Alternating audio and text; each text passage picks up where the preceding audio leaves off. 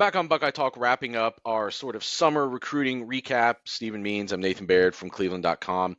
You can read Stephen's prediction of how the rest of the 2024 class will unfold at cleveland.com/OSU. That's on there as of Monday morning. But Stephen, I wanted to kind of similarly as we just did, I'm going to take us through some of the bigger names on here and why you're predicting that Ohio State will or will not get some of these guys and how it's going to help shape this class. But just in general, how big are you expecting this class to be, and why are you coming up with that number? Because there obviously can be some fluctuation year to year. Sometimes you have to take smaller classes. Sometimes you have to take bigger classes. Yeah, to be honest with you, there was a point where I had like 29 people in this class when I was just listing out all the people where realistically you could see it happen. But I came down to 26, which would be the largest class of the day era, surpassing his first class that had 25 recruits in it, the 2020 class, 2020. That's a lot of 20s. And then that's 314.15 total points. That would be the third time they'd go over the 300-point threshold, which that 300-point threshold, typically if you're over that, you're a top 5, top 3 class nationally, because that's where the big dogs are. That's where Bama and Georgia are habitually at. And then that would be 93.88 average star rating, which I think is the most important thing here. I think we all agree on that because that tells you the quality of the class. And that would also be third behind the 2020 class. That was 95.05. And then the 2022 class was 93.89. So up in that territory with two classes where you felt like there are some dudes in it by year 2, they should be making some type of noise as long as the depth chart allows them to, which is obviously not the case with guys like Sonny Styles and CJ Hicks the same way it was with a lot of those 2021 guys. So yeah, that's basically, it's 10 more guys from what they have right now, where all of my additions are, it's 2 5-stars, 3 other top 100 recruits, and then the others are some 4-star recruits ranging from number 143 nationally to number 420 nationally. So we already talked about Aaron Scott and your prediction that Ohio State will land that second big in-state cornerback. There's 2 other big slams on defense that you're also predicting. So why are you predicting that Ohio State will get both KJ Bolden, the safety out of Georgia, and Edric Houston, and an edge rusher also having to go out of state to get another 5-star guy? Yeah, I'm of the edge rushers thing. We'll see you on. I'm definitely defensive end. I'm not. Maybe he moves inside as a guy like that. Larry Johnson has taken the edge rushers and moves inside as well. But definitely a super talent. I'll start with him. I'm there. I don't think Georgia and Alabama are realistic options. It's not because of what his star rating is or anything like that. The same way they are with other 5-stars. It's more of a fit thing. I'll use Keon Keeley as an example. I thought Keon Keeley better fit a 4 down front scheme than he did a 3-4 scheme, which is what Bama and Georgia run. Well, Bama sold him along with some other things.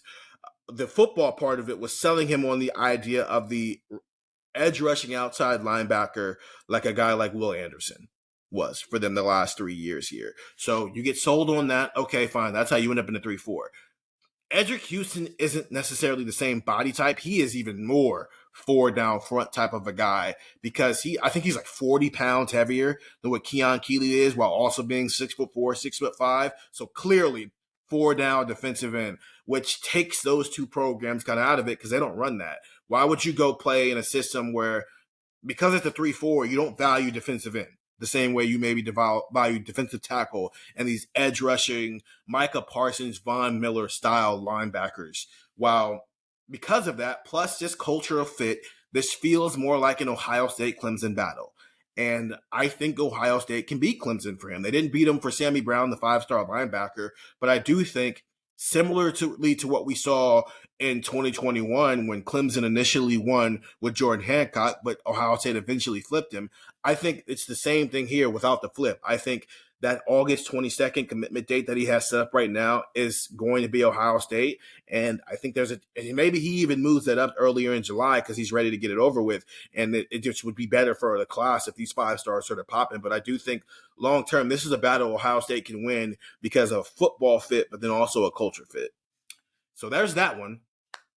KJ Bolden is, listen, you can't have a prediction without some swings, right? some people where it's like, there's a chance I'm probably going to be wrong here. But listen, I can see it. I saw it with Caleb Downs, and I think if some other details were differently, I think Caleb Downs is a Buckeye right now, but it didn't work out that way. I don't know how much more of a Ohio State connection you can ask for than the family one with Perry Eliano and KJ Bolden. And there were good things that came out of this official visit last weekend. Now, granted, there's also some good things that came out of the Georgia visit and came out of the Alabama visit. And I think right now it's easy to say the 5-star defensive kid from Georgia is going to end up at Georgia, which I also see that happening. But I do think I think Perry Eliano can do enough here to where it's a long journey, regardless of what decision he does or doesn't make in July. I do think ultimately, once we get to signing day, this is one that Perry Eliano can pull off, because I saw him get close to doing it a year ago. Ohio State just wasn't in a position to actually do it. I think this is the situation of a year ago, Ohio State wasn't prepared to go get KJ Bolden. I think this time around, they are prepared to make that happen. And what a big get that would get for Periano, because it also validates the idea of maybe this guy's a big program away from being an elite level assistant coach, especially on the recruiting trail. Well, and it's a big lift really for the whole defensive staff if they got both of these guys. I mean, both these guys out of Buford, Georgia now too, which, by the way, is where Dylan Raiola is going to be playing his final season of high school football. And that's a new dynamic to throw in there, a guy who's going to be who is committed to Georgia at quarterback. So it's the kind of thing that would really change that number, that 6.77 number of the confidence that fans have, which on one hand, as we said, was a little bit higher than we want, or thought maybe, but also lower than what Ohio State would say that its standard should be. I think they would want more confidence from their fans that they were recruiting the right way on the defensive side of the ball, and this would push in a strong way back towards that. Do they have fallback options at safety if Bolden goes elsewhere? I mean, this is obviously a position that is critical to this defense that Jim Knowles has, and getting like elite level safeties, I think, on a pretty regular basis is going to be more critical than it's ever been if that's how you're going to structure your defense. Yeah, I don't see it with Peyton Woodyard, who also came on his visit. I also don't think he's going to end up at Georgia. I think there's a very, very good chance here that the kid, he's a top 100 kid from California, St. John Bosco.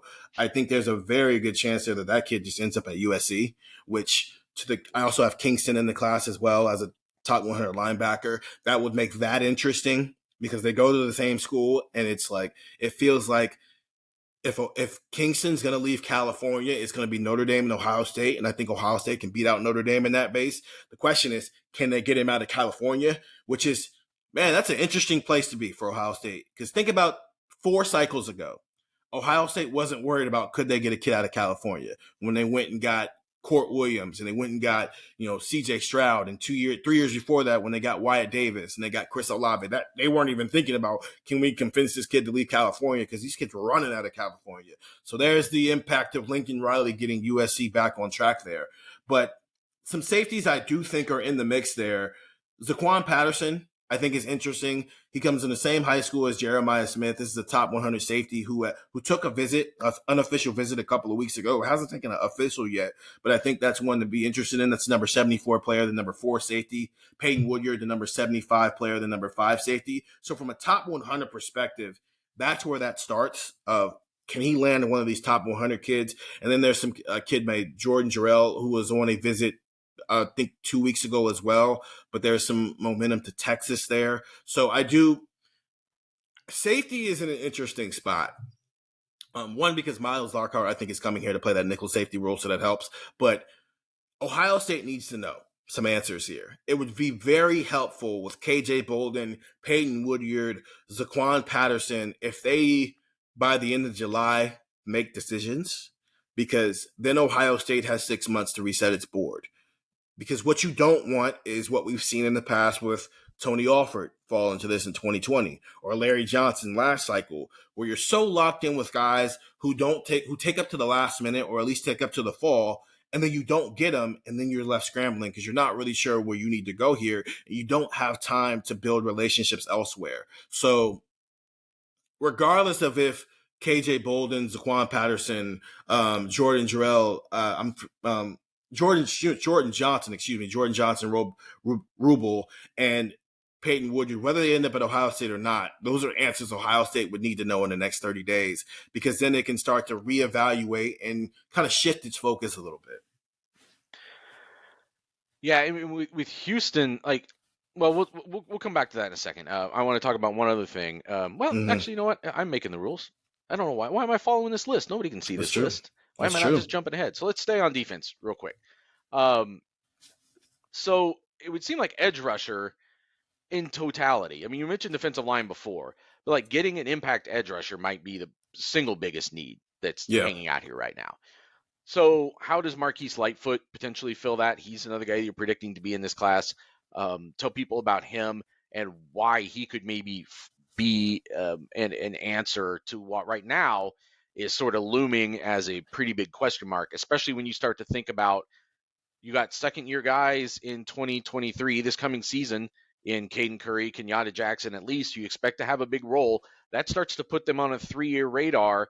And that means for 2024, you're going to need second year guys maybe to step up. And you got to land somebody, I would think, of substance in this class. Yeah, Marquis Lightfoot, the number 70 player, number 6 edge rusher out of Illinois. So Big Ten footprint. That would seem like a battle that Ohio State should be winning. Top 100 recruits in the Big Ten footprint who play in states where the Big Ten school is, with all due respect, lower level, lower tier, and that's where Illinois is right now. That can change under Brett Bielema, but for right now, there's no reason to think that the Illini are going to be holding on the top 100 recruits. I mean, think Carnell Tate the same way, Chicago kid, Caleb Brown, Chicago kid, kind of the same thing here. Very quality, talented guy, and I think that would be a home run get because of all the other stuff. But also, he's just a really big kid who I think could be a year 2 contributor here, and his decision is coming up soon. I'm pushing up they need to get him as well because there's another edge rusher who I don't think they're going to get. So when you're not going to get a guy higher rated, it pushes up the need for the next guy. At least that's my opinion of things. And that's Dylan. Go ahead. Let's say, who is that? You should say who that is. Dylan Stewart, the number 9 player, the number 2 edge rusher in the country. I saw him camp last summer here. I thought he looked awesome. Well, that's not true. I thought he looked okay. He is awesome. I just thought he looked okay that day. He came back this spring for a visit, and there were some people who felt like, oh, Ohio State's in the lead. Ohio State's in the lead, which you take that with a grain of salt. One, because Larry Johnson moves in silence, and it takes a year and a day to find out what his board is. But then also, we're there right now. We're coming off of 2023. Once again, I'm going to say it again, of those scars. So what does a lead mean if you don't actually end up in first place when everybody crosses the finish line? He came back for an official visit. I don't see it. And I might be, that's the one where I'm prepared to be wrong the other way. I don't see him coming here. I think that's a race that South Carolina is very comfortably in the lead in and eventually wins. And he came here and then he went to South Carolina, and it felt like whatever, gap Ohio State may have filled in that race, South Carolina just moved right back on the front of it because they've been in the lead here for a while here. So because I don't think they're going to get Dylan Stewart, and then there's another 3 or 4 guys where it doesn't even seem like Ohio State's in the race for those guys, that puts Marquis Lightfoot as the next highest rated edge rusher on Ohio State's board. And that's very important because that's not a SEC kid. That's a Big Ten kid where it already feels like you have the lead here. Just put the finishing touches on it. And it almost feels like Jason Moorish in terms of the attention it's gotten and the personality of this kid is, because he doesn't talk much. And he just is a very top 100 kid at a pretty decent school who's going to show up here and probably have a quality career. So staying on defense, Ohio State already has 2 linebacker commitments in this class. You are predicting them to get a third in the Kingston Viamu Asa. I probably did not get that right, but you've been studying it a long time. You've been pronouncing it, I hope, correctly. Why such a linebacker heavy class? Well, Tommy Eichenberg's going after this year, right? Steel Chambers. I understand that Cody Simon has another year of eligibility, but that doesn't mean he's going to use it. I mean, Doug uses this logic all the time. Some people are just done trying to play college football and want to move on with their lives. Yep. And I don't know, Cody Simon might be draftable. Maybe a 6th round pick. I could see that. So why not take your chances? So you lose your top 3, and now you've got CJ Hicks, Gabe Powers, Reed Carrico, who has done nothing for you coming into now what is going to be his third year in the program. And CJ Hicks might be a 3-and-done player. Gabe Powers looks like he's on track for what his developmental path here. And then you only took one in 2023, and that's Arvell Reese, where, man, that's a big kid. And when we're looking for guys who might be jacks, I'm just going to toss a name in the hat for the future there because that is a big linebacker. It's not a deep room. Even if you're only playing 2 consistently, you want 6 because you want 3 for each spot. So you probably need to, come back with a bigger class here. And you had Garrett Stover for almost a year now, at least coming close to a year. You've had Peyton Pierce since the spring. You probably need a third guy. It's not a need where if they don't get the third guy, it's like, oh no, what's wrong with Ohio State's linebacker room? Like, I don't think they're going to reset the board if they don't get Kingston or Edwin Spillman and go, let's go find a third linebacker. But it is a situation where it'd be nice to get the third one this year, especially if it feels like there's 2 guys left on the board that you really, really like, one of which is a top 100 recruit in Kingston. So, and like I said earlier, if he leaves California, it's Ohio State versus Notre Dame, and I'm giving Ohio State the edge. So this is I think he leaves California regardless of what Peyton does. Switching over to offense, I already mentioned Ian Moore as being already an offensive tackle commitment in this class if things continue as we think they will. Gerby Lambert, a guy out of Massachusetts. Do they still, you think, need, is that like almost a must get, a second offensive tackle in this class just because where things are numbers-wise at that pretty critical position? I think so. Numbers-wise, talent-wise. I mean, if we get to December and once again it's the Ohio guys and as talented as I think Ian Moore is, I mean, you're right. He's a state over, and he's been committed for almost a year now. Like I just don't think that's enough to say that Justin Fry came here and fixed the offensive tackle recruiting situation. I do think they need to go get one of these national guys. With Brandon Baker, the top tackle in the country, I'll believe the modern day kid comes to Ohio State when I see it because we've been down this road enough. Since I've been on the beat, I remember Demani Jackson having all the Ohio State momentum in the world, him even telling me, yeah, I love Ohio State. Then he ended up at USC. So I'll believe it when I see it. I do think the road to make it happen with guys like Brandon Baker and then 2025 running back Jordan Davison, I think there's a chance with both of them, but that's not something I can confidently put my thumb on at this point. While with Gerby Lambert, another guy in the same mold of what Marquis Lightfoot is in terms of they don't talk a lot. He didn't talk at all. I don't think he is. I don't think he's done any interviews with any media, which kudos to him. At least JT had one guy he talked to. But so just a different type of kid, though. If you look at the schools who are in the hunt for him, it's like Harvard and Boston College and it's clear it's academic schools, AAU schools, but like high level AAU schools, like the AAU schools who have their own table at the lunchroom. And with Ohio State, is it kind of the best of both of those worlds, the academic side of things, but also competing for national championship side of things? That's where Notre Dame and Ohio State come in. And there are some people who feel like Notre Dame's got some momentum there, but I do feel like this is, of the 2 tackles that are on the list still, I feel like Ohio State has a realistic chance of getting both, but I think I'd give the edge to Gerby Lambert because Ohio State seems to be the best of everything that kid would look for in a school, and that's the academic side, but then also the development and the football stuff. Gerby Lambert also from Catholic Memorial High School, West Roxbury, Massachusetts. So something to keep in mind if you start hearing names like Notre Dame floated. Yep.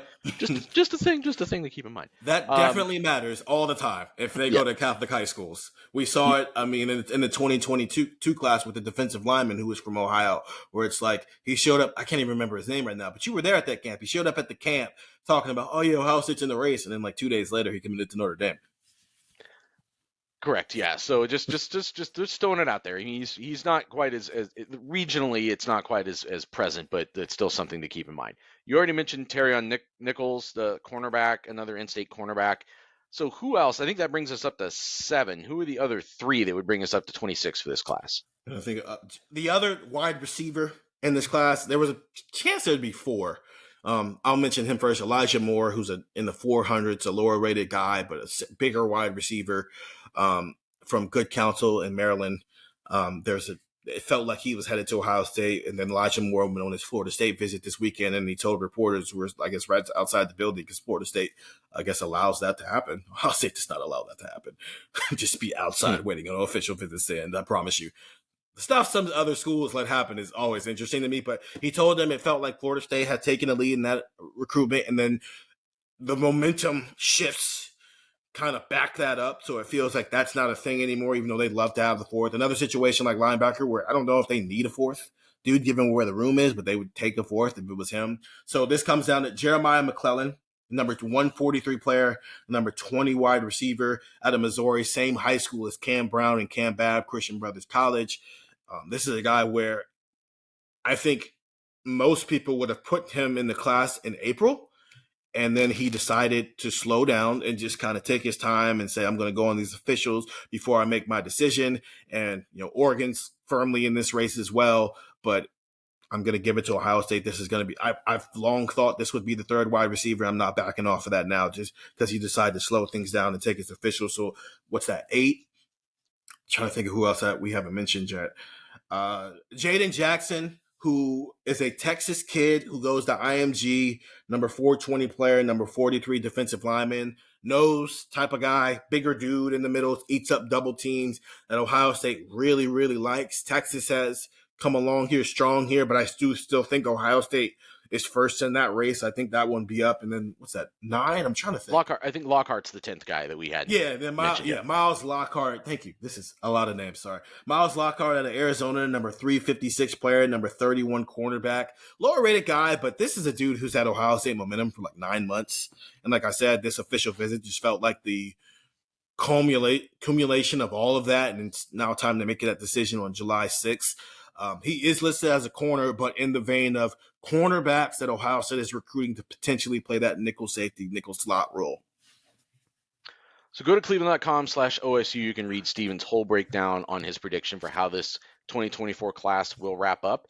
And that is our wrap up of where things stand for Ohio State recruiting here in the summer. We're expecting more commitments, though, at any time. So again, it's a great reason to get the text, 614-350-3315. The first report we do of any commit that comes in goes to that text. You'll get it right to your phone before we do anything else with it. So for Steven Means, I'm Nathan Baird, and that was Buckeye Talk.